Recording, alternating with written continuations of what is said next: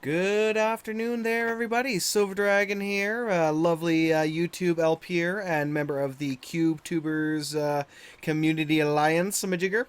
Going to be doing a lovely little video today I like to call What is Dwarf Fortress slash Masterwork Dwarf Fortress and Why Should I Play It? I'm going to start off, of course, with the basic vanilla Dwarf Fortress. Dwarf Fortress is a free game that you can pick up online either at bay12studios.com or there is a free, an easy pack that I will be describing as well that most people pick out when they start off with because it comes with everything, all the little additional bells and whistles and shiny things called the Lazy Noob Pack, which has all the additional little bits, little baubles, texture packs, options you can enable and disable and all that good stuff. But anyway, I'm going to put that away for now. Basically, Dwarf Fortress is a game where it has two different main game modes in a sense. Where you first create your world. You can make a simple one or go into more advanced settings and create a really cool, gigantic world. So you create this world and you have two options of what to do with it. Well, actually three technically, but I'm only really going to mess with two.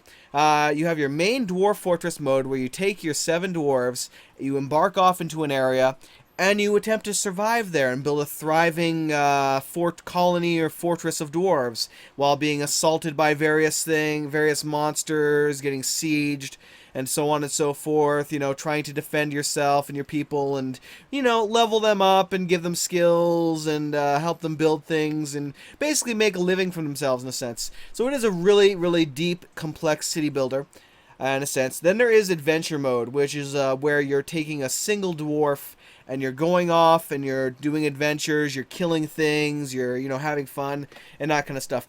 Now, the main Dwarf Fortress game is played with a background styled under ASCII, which is basically just letters, symbols, numbers, stuff like that. It basically looks like this, as you can see on the left.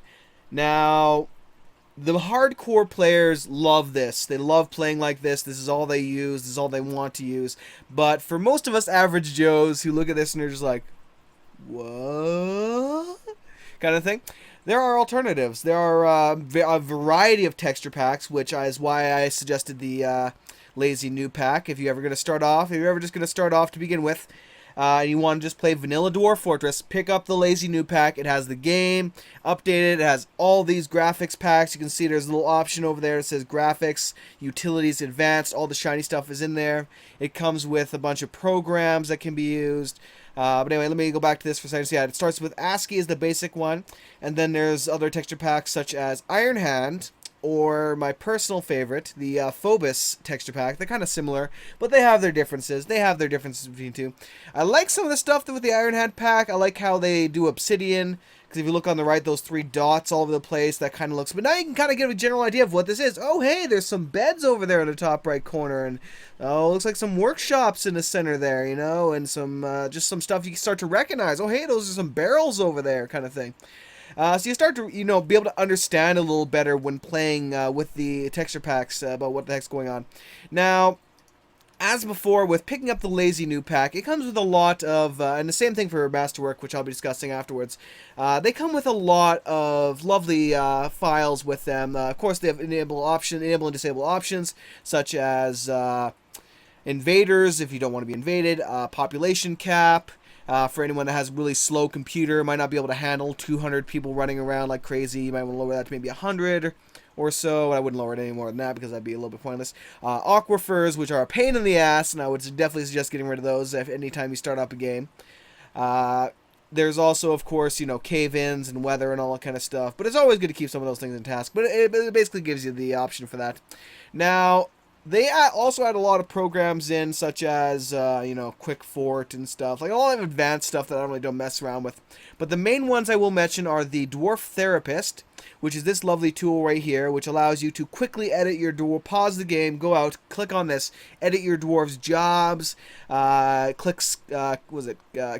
complete all and save, and then it's all done in game. You don't have to go around and look into their jobs and go to find each individual dwarf and have to mess around with them. This simplifies everything immensely. making it very, very easy to quickly edit whatever jobs you need for your guys, get them to work, get them going, and problem solved. It also shows you military skills, social skills, and all kinds of other information here as well. Another main one that I just tend to not be able to live without, which I won't actually show an image of right now, is Sound Sense. Now, this is a lovely little file, or a lovely program where you'll update it a couple times. You'll find a game log.txt file in your main Dwarf Fortress folder, and then you start that up first and then start up the game, and you get so much more music, sound effects, all kinds of stuff. If a guy goes into battle, you'll start hearing slashes and, like, you know, axes embedded in the face kind of thing and all that kind of good stuff. So you get a lot more punched into your game. Now, part of it, another description of some of the gameplay of Dwarf Fortress is actually done in what is called the fun comic. It's a lovely little comic somebody made. And I have to say, it is really well done and rather hilarious. Let me actually show you this here. This describes Dwarf Fortress so well here. It says, we have your casual games right here. You know, you're getting served your fun, you're eating it, you're enjoying it, and you're done. You got your hardcore games here. You know, you're getting your fun. Your server's apparently taking it and then beating you to death with it, and you're kind of countering and beating him to death and then devouring the fun. And then we have Dwarf Fortress. And here's Dwarf Fortress. Oh, I'm ordering my meal. And I got killed by a giant scorpion. Game over. Would you like to try again? Yes? No? Oh, a giant colossus. Game over. Would you like to try again? Yes? No? Oh, I got raped by a bunch of goblins, and they apparently planted an axe in my forehead. Game over. Would you like to try again? So yeah, and then of course we have finally this lovely dragon where it's like, oh god, it's devouring me! But then you rip yourself out of its stomach and, start voraciously stabbing it to death with glee. Look at that glee face. Let me just zoom in a bit. Just look at that gleed face there where he's just like, yow! Oh yeah, die, creature, I'm gonna kill you! Anyway, oops, and I zoomed way out of that right there. And then you finally, slit open its gut, devour its heart of fun. And finally, you are living in an undefeatable or impenetrable fortress as the overlord of fun, as it were. So yeah, that's a good description for Dwarf Fortress in a sense. There, it is a very complex game where you're gonna die a lot. You're gonna make mistakes. You're not gonna close a gate at the right time. You're gonna forget to hook it up to a lever to close it, and something's gonna go right in there and he's gonna slaughter everything, and you're gonna be done. A dragon's gonna fly in. He's gonna start just fire breathing everything to death. Oddly enough, the irony of dragons is you can actually block their fire even with a leather shield. You don't need an adamantine or an iron or a steel shield. No, a leather or wood shield can actually block its fire. As long as you have a shield equipped, you're fine. You can take down dragons. That's the irony of that. Now, when you're first starting off, I would definitely suggest playing vanilla regular Dwarf Fortress via the Lazy New pack. Definitely give it a try. I do have a further basic tutorial of Vanilla Dwarf Fortress, which I will also link in the video description, as well as my current LP series for it, so you can check those out if you so wish. And yeah, that's basically, if you want to start off with the basic Dwarf Fortress, give it a try, see more of what it's about in a sense. You can check out either of those, and it will definitely give you more information on that regard. Now, Masterwork Dwarf Fortress, on the other hand, is a heavily modified version of Dwarf Fortress. Let me actually enable this little sucker right here now. Currently, it is on version 3E, which is actually just released like earlier today. I was like, oh god, new version already? I was just started playing the new other version that was out, and now I got this version. And this is a modification for the game that adds an insane amount of stuff. Like, once you're done with vanilla, after you've played it a couple times, you got a couple strong forts, they've lasted many years, nothing can kill you. You've slain your forgotten beasts that have come to try and kill you. You've got a dragon skull mounted in your main hall, as it were. There is no more challenge there for you. Go to Masterwork. It has so much more added into it. Or even if you're new and you just want to try something, because this is where it gets, Masterwork adds so many different things, adds so much complexity to the game, so I wouldn't start out with it right off the bat, because you could just get lost completely. It also adds in not just the dwarves, which are your main player in the regular Dwarf Fortress, but it also adds orcs for Orc Fortress and kobolds for Kobold Fortress. So they had 3 different distinct types of gameplay, which are getting more and more distinct as time goes by. More so recently, they have changed up quite a bit and had a lot of stuff to Kobold Fortress. Orc Fortress is lagging behind a little bit, needs a little bit more to make it even more distinct. But yeah, generally speaking, we're sticking to Dwarf Fortress right now. Now, what is Masterwork Dwarf Fortress? 25% higher FPS. They managed to remove a lot of different things, like extras like, say, lion skin, like lion leather and cat leather and dog leather and horse leather, and they just made leather. That's it. Tough leather, regular leather, that's it. By doing that stuff like that with the items, they managed to increase the general FPS by 25%. A whole lot of texture packs, tile sets, GUI to enable and disable 90% of the features of the mod. Which is this little guy right here. You can see this GUI. We have the settings, races, creatures. So you can see this is like, compared to the Lazy Noob pack here, which had just a few options, this has this many options. So you can see this. It's definitely much more complex. It adds in many, many, many new options. Adds 35 new races, 110 plus new buildings, 1,100 plus new creatures, 2,000 new reactions, 1,000 new plants, items, temples, guns, mages, slaves, the 3 playable races, of course, which they're with their different distinct play styles, getting enhanced on that sense, and so on and so forth. Now, another example, actually this one even has really even better examples for the fonts. Let me actually know those are the new font. Oh, these are actual new fonts for the actual backgrounds for different things. Original Dwarf Fortress, Master Dwarf Fortress. So it's a much cleaner looking font style just for the text, which I really like too. Although it still has that damn blackout issue, which is a little annoying. These are the 10 tile sets we have for it. And there's actually another one as well. We, of course, have the ASCII 2, which is what I was telling you before, the basic one. CLA. Iron Hand, of course. Jolly Bastion. Looks oh so jolly. The Matrix. Phobos, one of my favorites. Look at this, has just a nice bright, just cleanness to it. Whereas Iron Hand is kind of darker in a way, which I kind of like that one. Soviet and Tafer are kind of more closer to ASCII. Same thing for Verid. So that kind of gives you an idea of that. It also adds in iron pets into the game. There's 3 different cavern layers. We have the green cavern, the blue cavern, and then finally the darker blue cavern.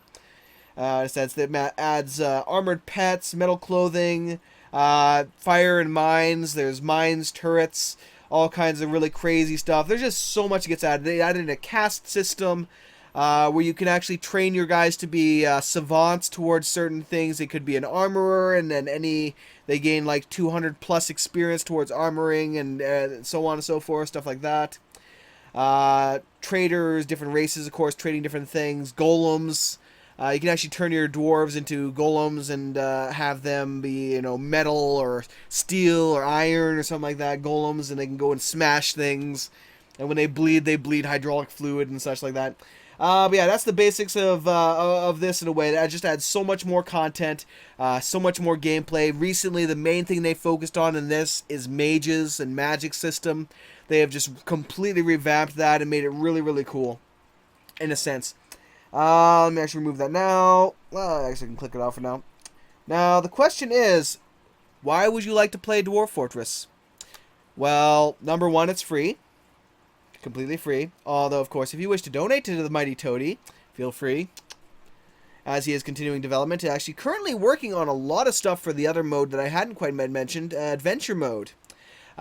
Which basically is you walking around doing things. And he's adding so many things with like armies that can go in and take over a town and do all kinds of crazy. There's just so much crazy. I can't even mention it. You'd have to go over to Bay 12 and read some of that stuff. It's just insane amounts of content going towards Adventure Mode and carrying into Fortress Mode as well. But yeah, I digress. Sorry, getting back to what I was saying. Like, why would you play this? Of course, it's a free game. It is fun. It is ridiculously fun. It is a very complex game to get into, to learn its various attributes of each of its aspects, I should say. Especially when it comes to the military system. I've put several hundred hours into the game. I still have problems with the military system every now and then. It's usually pretty easy things that I could have fixed to begin with, but considering I do LPs, On this, I have to do things like now. I can't spend 30 minutes doing a single thing, like fine-tuning and stuff. I have to just go action kind of thing as much as possible to keep things interesting for you guys. Although when I do live stream it, I do tend to, you know, pause and get everything going. But regardless, it is a complex game, but if you do get into it, it is a really fun game. There are a lot of really funny things that can happen during the game. I've had many really hilarious tales I've heard of, and a lot I haven't even heard of. There was one time where I've heard of where your dwarves at times will get either possessed or they'll go into what are called fey moods.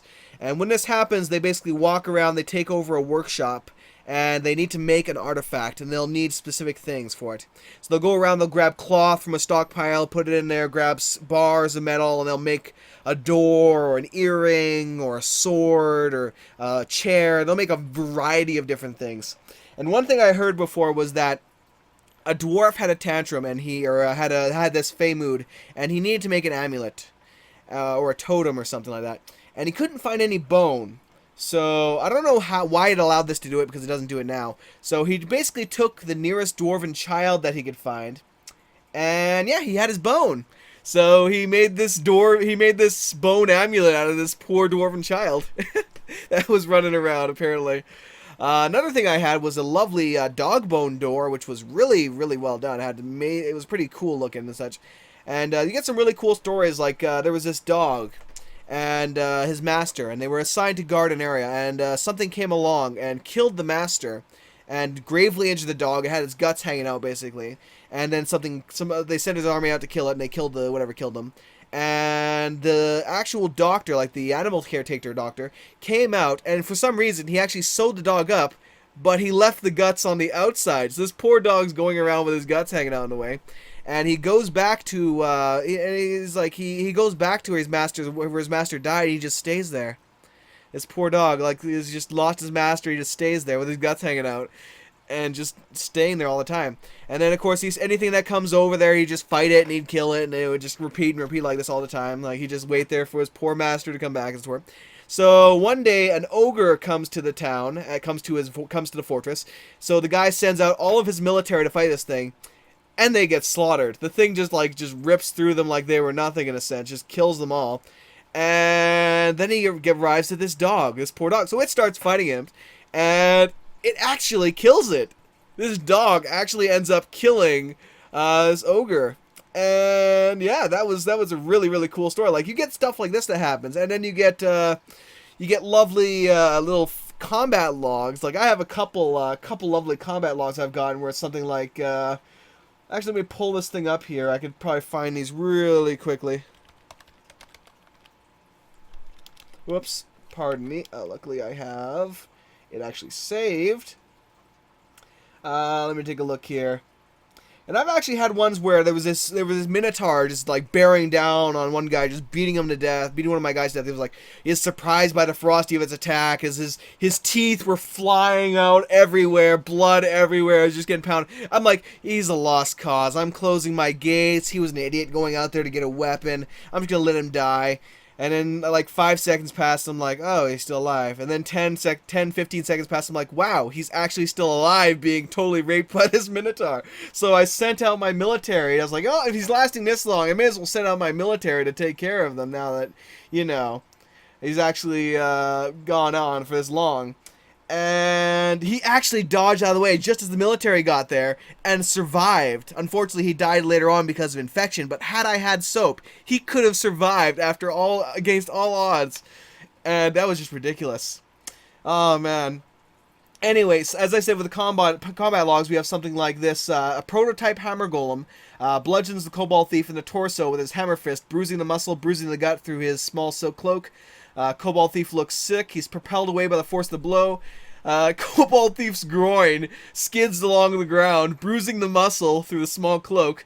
Kobold thief slams into an obstacle, gives into the pain, and then finally a stray ironclad mastiff bites him in the head, tearing apart the muscle, shattering the skull, bruising the outer brain, and bruising the brain. So this poor guy, he get a gigantic hammer golem, just slugs him in the chest. He scrapes his groin across as he's flying away. He just slams his groin into the ground, slams into an object, and then gets his head bit off by a dog.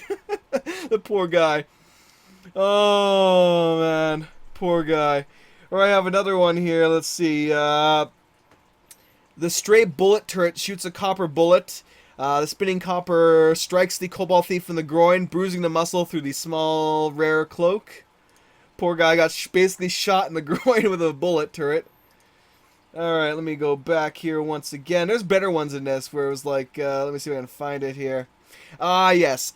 A ballista, as anyone that would know, is basically a gigantic, like, stationary bow that shoots trees with sharpened ends, typically with, like, clad an iron, like having an iron arrowhead, like a giant tree with an iron arrowhead, basically. And through a little bit of accidental friendly fire, the flying iron ballista arrow strikes the cook in the groin, bruising the muscle through the wool shirt. Cook falls over in pain. Cook falls over. Cook gives in to the pain. This gigantic tree, basically, with an iron tip, just zoomed past and just skinned the guy's. Oh man, oh that poor guy. And then of course we have all the other poor creatures of the forest, such as the forest imp, where a flying golden javelin strikes the forest imp in the groin, and the severed parts sail off in an arc. That poor guy. Oh my god. So yeah, you get really funny combat logs like that, and now with Masterwork Dwarf Fortress as well, they've added in like a lot more to that, like shouts if you if a dwarf comes up and sees like a goblin, like "Die, greenskin," and then attack him and that kind of thing. Or you might say, "Filthy dwarf, I will kill you," or something like that. So yeah, you get a lot more intense combat logs and some really crazy stuff happening in that. But yeah, Dwarf Fortress is a really awesome, intense game where you can make all these really cool fortresses, add so many complex traps and cool little things to it, and really just it's just a really fun city building and just surviving game in a sense. You can have so much fun with it. There are succession forts in a way where you play it for like a certain a season, and you pass on to a next guy and he does it for a season and so on. Those have pretty decent success at times. But yeah, as you can see, Dwarf Fortress is a really good game. Has a lot of complexity to it. Great game, fun gameplay if you can get into it. Again, if you want to watch my basic tutorial to give you a quick start on how to set up, it is for vanilla Dwarf Fortress, if I can actually locate it, hopefully. If not, I will end up making a new one. So yeah, it is for vanilla Dwarf Fortress. It goes about how to make the basics, how to set up a quick sustained fortress, what to bring with you. It's basically A to Z from installing it to how to survive your first year, basically. So definitely check that out if you wish. Thank you very much for watching, guys. Hopefully you all enjoyed. Whichever version you pick up, regular Dwarf Fortress or the enhanced Masterwork Dwarf Fortress, enjoy, spread the Dwarf Fortress love, and yeah, definitely send your stories if you wish. Go ahead and comment any crazy things that might have happened to you. If you have any problems, any issues, go to, of course, my LP channel, which will be linked. Send me a PM, whatever, comment on a video, and I will respond to that. If it's on the QT one, hopefully one of them will pass you over to me, or I'll check it every now and then, but I don't actually get any instant verifications on any messages on that one. But still, feel free to comment your crazy adventures on there as well.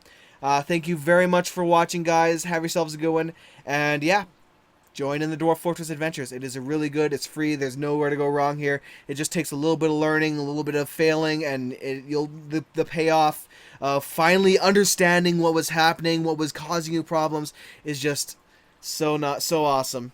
But yeah, have a good one, everybody. Thank you very much for watching. See y'all next time from Silver Dragon and QubeTubers.